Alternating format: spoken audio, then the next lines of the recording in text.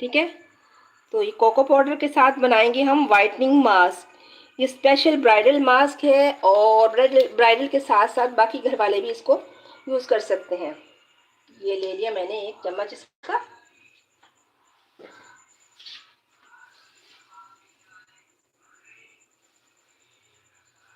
एक चम्मच ही मैं इसमें ड्राई मिल्क का शामिल करूंगी।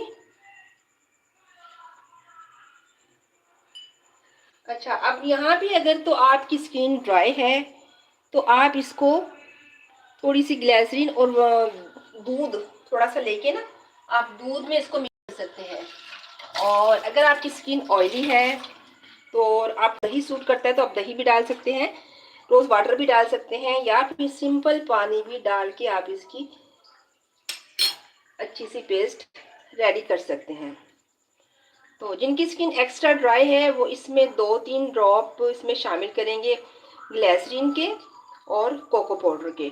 अगर स्किन ड्राई नहीं है तो एज इट इज़ भी इसको लगा सकते हैं। इसके इतने ज़बरदस्त, पहली वॉश में ही आपको ना इसका अपनी स्किन पे निखार महसूस होगा। ठीक है, इसमें हम